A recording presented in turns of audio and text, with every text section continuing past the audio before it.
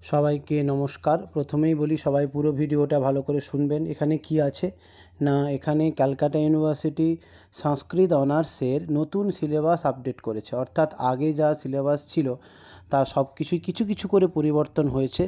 এখন আমি আলোচনা করব ফোর্থ সেমিস্টার, বর্তমান যারা ফোর্থ সেমিস্টারে উঠলো, থার্ড সেমিস্টার পাস করে ফোর্থ সেমিস্টারে উঠলো, সেই ফোর্থ সেমিস্টারের যা আগে সিলেবাস ছিল তার থেকে কিছু বাদ গেছে, কিছু অ্যাড হয়ে নতুন একটা সিলেবাস কলকাতা ইউনিভার্সিটি আবার প্রকাশ করেছে। সেই সিলেবাসেরই আমি সিলেবাস এবং মোডালিটিস নিয়ে আলোচনা করব। তা প্রথমেই আমি ডিএসসিসি 5-এর সিলেবাস এবং মোডালিটিস নিয়ে আলোচনা করব। আপনারা জানেন যে ফোর্থ সেমিস্টারে 4টা সিসি পেপার দিতে হয়, অনার্স পেপার। কী না, CC5, CC6, CC7, CC8। তার মধ্যে আমি এখন CC5-এর সিলেবাস এবং মোডালিটিস কোনটা থেকে কত নাম্বার আসবে সেটা নিয়ে আলোচনা করব। অনেকেই জেনে গেছেন, যারা এখনও বুঝতে পারেননি সিলেবাসটা দেখে তাদের আমি সহজ বাংলায় বুঝিয়ে দেওয়ার চেষ্টা করব। আর আবারও বলি যে এই সিলেবাসটা বোঝার পরে বা এই পুরো ফোর্থ সেমিস্টারের যদি কারো নোটপত্রের প্রয়োজন হয় আমার সঙ্গে আলাদা করে কন্ট্যাক্ট করতে পারেন। আমি অনলাইনেও পড়ানোর ব্যবস্থা আছে আমার কাছে, আপনারা যোগাযোগ করতে পারেন এবং শুধু নোটপত্র নিতে চাইলেও আপনারা যোগাযোগ করতে পারেন। এবার আসা যাক সিলেবাসে। সিলেবাস দেখো, এখানে লেখা আছে DSCC5, CC5 এবং তার নিচে দেখো মোডালিটিস লেখা আছে। এই পিডিএফের এই পেজটা তোমরা হয়তো কলেজ থেকে পেয়ে যাবে, স্যারেরা হয়তো দিয়ে থাকবেন। আমি এইটাকেই বাংলাতে ভালো করে বুঝিয়ে দেওয়ার চেষ্টা করছি। তোমাদের CC5-এর সিলেবাসে আছে কি অভিজ্ঞান শকুন্তলম আর স্বপ্ন বাসব দত্তম, এই দুটো টেক্সটই শুধুমাত্র পাঠ্য। অনেক সহজ করে দিয়েছে। আগে যে সিলেবাসটা ছিল সেখানে আরেকটা নতুন টপিক ছিল, এখানে দুটো টপিকই আছে। কালিদাসের, মহাকবি কালিদাস বিরচিত অভিজ্ঞান শকুন্তলম, আর একটা হলো ভাসের স্বপ্ন বাসব দত্তম। এইবারে দেখো ইউনিট 1 যেটাকে বলা হচ্ছে, ইউনিট 1-এ আছে কি কালিদাসের অভিজ্ঞান শকুন্তলম নাটকটি 7টি অঙ্কে বিরচিত। তার মধ্যে ইউনিট 1-এ থাকছে 1 থেকে 4 অঙ্ক, 1 থেকে 4 অঙ্ক। ইউনিট 2-তে থাকছে 5, 6, 7 অঙ্ক। এই অভিজ্ঞানটাকেই দুটো ইউনিটে ভাগ করা হয়েছে। দুটো ইউনিটে কি 25, 25, 50, অর্থাৎ শুধুমাত্র অভিজ্ঞান শকুন্তলমটা পড়লেই 50 নাম্বার। আর কি স্বপ্ন বাসব দত্তম হচ্ছে ইউনিট 3-তে, এখান থেকেও 25। এরপরে দেখো একটা কথা লেখা আছে যে tutorial on the above mention units, অর্থাৎ আগে টিউটোরিয়ালের জন্য আলাদা সিলেবাস দেওয়া থাকতো, এখন থেকে টিউটোরিয়ালের জন্য আলাদা কোনো সিলেবাস নেই। টিউটোরিয়াল ওপরের দুটো টপিকের মধ্যে থেকেই টিউটোরিয়াল পরীক্ষা হবে, অর্থাৎ অভিজ্ঞান শকুন্তলম এবং স্বপ্ন বাসব দত্তম থেকেই টিউটোরিয়াল পরীক্ষাটা নেওয়া হবে, কলেজ থেকে নেবে, ওনারা ওই টপিকগুলোর ওপরেই প্রশ্ন করবেন।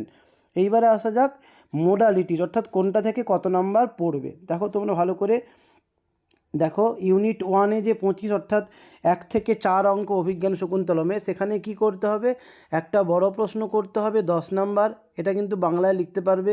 2 নম্বরে ব্যাখ্যা একটা লিখতে হবে, এক্সপ্লানেশান একটা করতে হবে 6 নাম্বার। এক্সপ্লানেশানটা কিন্তু দেবনাগরী স্ক্রিপ্ট, অর্থাৎ ব্যাখ্যাটা দেবনাগরী স্ক্রিপ্টে লিখতে হবে, সংস্কৃত ল্যাঙ্গুয়েজ এবং দেবনাগরী স্ক্রিপ্ট। আচ্ছা, 3 নম্বরে থাকছে প্রাকৃত থেকে সংস্কৃত। প্রাকৃত ভাষায় কিছু লাইন থাকবে, কিছু কথা থাকবে, সেগুলোকে সংস্কৃতে রূপান্তরিত করতে হবে। এটা একটা করতে হবে 3 নাম্বার, একটার জন্যই 3 নাম্বার দেওয়া থাকবে।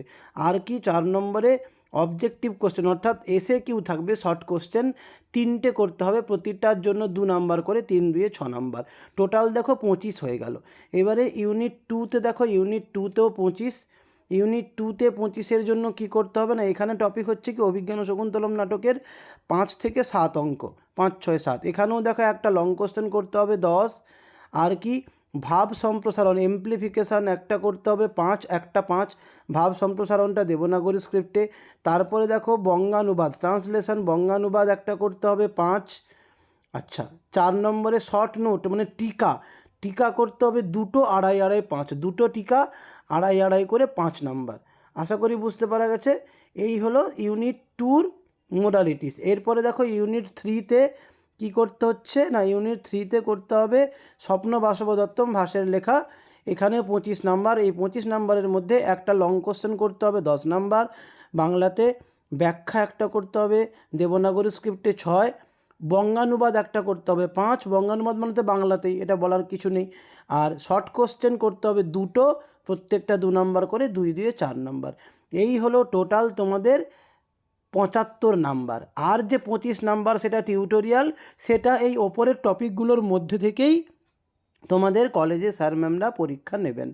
অর্থাৎ টিউটোরিয়ালটা জন্য যে প্রশ্নগুলো ওনারা দেবেন সেগুলো হয়তো ফাইনালেও আসতে পারে, তোমরা টিউটোরিয়ালটাও ভালো করে পড়তে পারবে। আগে যেমন হতো টিউটোরিয়ালের জন্য আলাদা টপিক থাকতো, সেটা ফাইনালে আসতো না, এবারে ঠিক উল্টো, টিউটোরিয়াল ফাইনালে যেগুলো আসবে সেগুলোর মধ্যে থেকেই নেওয়া হবে।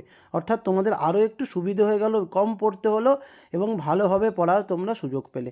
এই হলো CC5-এর টোটাল সিলেবাস এবং মোডালিটিস। আশা করি সবাই বুঝতে পেরেছো। বুঝতে পারলে কি না, কেমন লাগলো, এরকম আর বাকিগুলো বুঝিয়ে দেওয়ার জন্য তোমরা অবশ্যই কমেন্ট করো, কমেন্ট করে জানিও যে হ্যাঁ এইরকম বুঝিয়ে দিলে ভালো, তাহলে বাকি পেপারগুলো নিয়েও আমি আসবো। আর যদি কারো কোনো নোটপত্র প্রয়োজন হয় আমার সঙ্গে আলাদা আলাদা করে যোগাযোগ করতে পারো। চ্যানেলে আমার ফোন নাম্বার দেওয়া আছে, ওটাও আমার হোয়াটসঅ্যাপ নাম্বারও, তোমরা কন্ট্যাক্ট করতে পারো। আজকের ভিডিও এই পর্যন্ত, আসবো আবার পরের ভিডিও নিয়ে। সবাই ভালো থাকবে, মন দিয়ে পড়াশুনো করবে।